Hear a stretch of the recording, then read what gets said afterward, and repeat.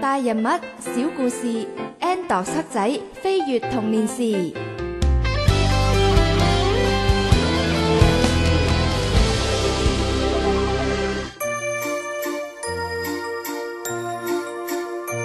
上回講到 Purple 姐姐帶埋 Andos 同黑仔返到去張國榮嘅童年時，行下呢度，行下嗰度，佢哋終於撞到張國榮啦。點解無啦啦有兩隻咁可愛嘅牛牛喺度嘅？仲識得唱歌添。Hello， 你好啊，我叫 Leslie。你哋頭先唱嗰首歌好好聽喎，可唔可以教我啊？哇，佢同我哋講嘢啊，好開心啊！傻啦，你真係客氣啊！呢兩個都係我學生，一個叫 Andos， 一個就係黑仔。係啊 ，Hello 啊！我叫 Purple 啊，你都可以叫我做子欣嘅。係啦，頭先我入去就聽到你唱緊 American Pie 呢首歌喎。咩批啊？係咪資深批啊？哎呀，唔係啊 ，American Pie 係一首外語歌嚟噶。其實之前我都參加過一個類似嘅歌唱比賽嘅，唉，但我不嬲都冇乜比賽運嘅。所以都預咗最尾係輸噶啦。之後呢，我就打算唔再玩呢啲歌唱比賽噶啦。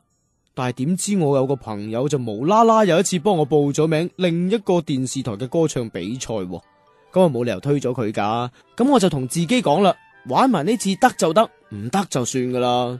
而今次呢，我就攞咗 American Pie 呢一首歌嚟做自己嘅參賽歌。希望今次可以突圍而出啦。哥哥啊，你好叻啊！雖然你輸過一次，不過你依然都冇放棄過，唔似得阿黑仔咁啊，都未試過，淨係叫佢報名試下啫嘛，都已經係耍手兼擰頭啦，又話呢樣唔得，嗰樣唔得，又話喉嚨痛，係都唔想去喎。唉，真係冇佢收啊！咩？你都唔知啊？上次 Miss Chan 係叫我上台帶領唱校歌嗰陣。哇！當你要企喺幾百人面前唱歌，真係好緊張噶。我平時咁大膽，都嚇到提提震啊！有冇咁誇張啊？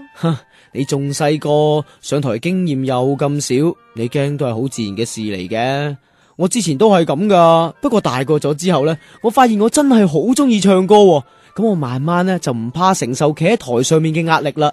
因為我希望終有一日，台下面嘅人呢會欣賞自己嘅表演，自己嘅歌聲。哥哥，不過如果你萬一輸咗嘅話，你身邊嘅同學仔咪會笑你咯。係，佢哋中意笑咪笑咯，只要我做到我想做嘅嘢，而唔會後悔就得啦。好彩你識得咁諗咋，如果唔係，香港樂壇又少咗一個明日之星啦。其實我哋都差唔多要走啦，或者下次見面再傾啦。吓？乜今日咁快落堂嘅？淨係掛住講，聲都未開添。咦，今日咁熱鬧嘅？老師？咦？佢哋又話今堂唔係你教嘅？唔得啦，咁快啲走啦！吓？咁佢哋？穿煲啦！快啲走啦！真係醜死怪啊！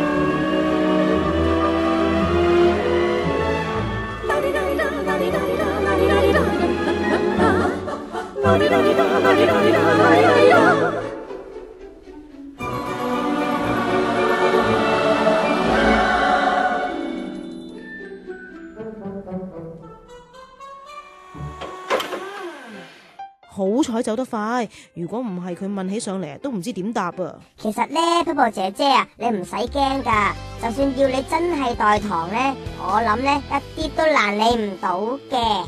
係咯 ，Purple 姐姐唱歌咁好聽。哎呀，你哋兩個不斷咁喺度猛咁賣口乖啦。我哋不嬲都咁乖噶啦。咁乖，咁你答我啦。今日學到啲咩啊？我都估到你會咁問噶啦。今次我識答。好啊，黑仔你答。成功係需要不斷努力，鼓起勇氣去試。正所謂屢戰屢敗，屢敗屢戰，屢戰屢敗之後再屢敗屢戰。跟住，哎呀，黑仔你真係好煩啊！早知係咁，我就唔教你講啦。哦，原來黑仔你出貓。哇，唔好啊，我知錯啦。